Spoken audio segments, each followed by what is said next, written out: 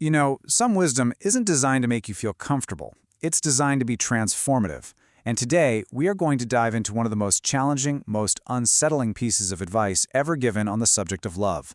It comes from the ancient Stoics, and it forces us to confront a truth we'd all much rather ignore. Just let that sink in for a second. That's Marcus Aurelius, the Roman emperor, quoting Epictetus, the former slave turned great philosopher. When you kiss your child, you should whisper within yourself, "Tomorrow perhaps he may die." I know exactly what you're probably thinking, because it's the most natural reaction in the world.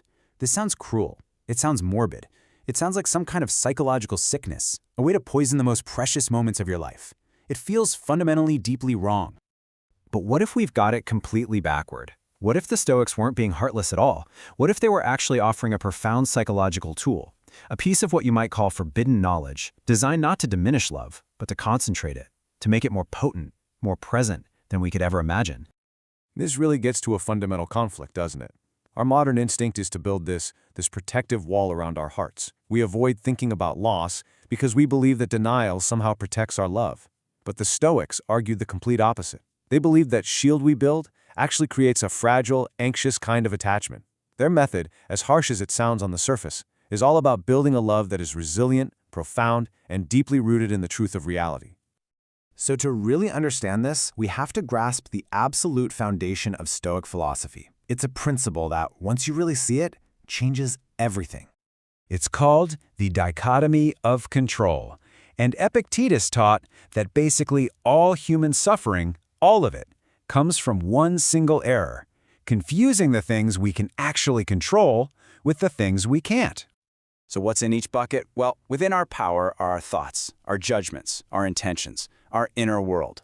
But beyond our power, that's, well, almost everything else. Our bodies, our reputations, our possessions, and this is the critical part for our discussion, the health and the very lives of the people we love. In the Stoic view, these things are not, and never were, truly ours to keep. And Epictetus doesn't pull any punches here. He says it plainly: to wish for permanence in a world that is by its very nature impermanent, to demand control over what you can't control, isn't just a mistake. He says it's foolish. It's the blueprint for a life of frustration and misery. Okay, so if we can't control these things, what are we supposed to do? Well, the Stoics had a very specific, very powerful technique, a kind of mental rehearsal, and that opening quote is the perfect example of it in action. It's called premeditatio malorum, literally, the premeditation of evils. Now, let's be crystal clear. This is not pessimism. It is not about dwelling on the negative. It's a strategic, psychological exercise. You visualize the worst-case scenarios, not to become depressed, but to prepare your mind for reality, and, here's the paradox, to deepen your gratitude for what you have, right here, right now. This is basically the instruction manual, straight from Epictetus. He tells us to keep the idea of death, the ultimate loss, constantly in view. And the reason for this is profound. When you confront the worst, you rob it of its power to terrorize you. The fear of loss, that desperate craving for things to just stay the same forever, they start to fade away. The Emperor Marcus Aurelius was even more blunt about it. I mean, wow. He forces us to look at the raw physical reality of our existence. Mucus yesterday, tomorrow ashes. It is shocking, absolutely. But it's a dose of brutal honesty designed to strip away all of our illusions about permanence and our own self-importance. And here, Epictetus connects that abstract principle directly to the physical act of love. When you hold someone, he's saying, remember what you are holding, a mortal human being. The point isn't to make that embrace feel cold, it's to make it feel real. It's a preparation, a rehearsal, so that when the inevitable does happen, your mind isn't completely shattered by a reality you refuse to even acknowledge. So this brings us to the ultimate goal, right? The secret payoff for this dark-sounding practice. Why on earth would anyone do this? Because the goal was never to fixate on death. The goal is to use the thought of death as a cleansing fire. When you are acutely, intensely aware that your time with someone is finite, that it could end tomorrow, what happens to the petty arguments, the small annoyances, the distractions of your phone, your work, your worries? They just burn away. They are revealed for the absolute trivialities that they are. This is the path the Stoics laid out for us. You start by acknowledging impermanence.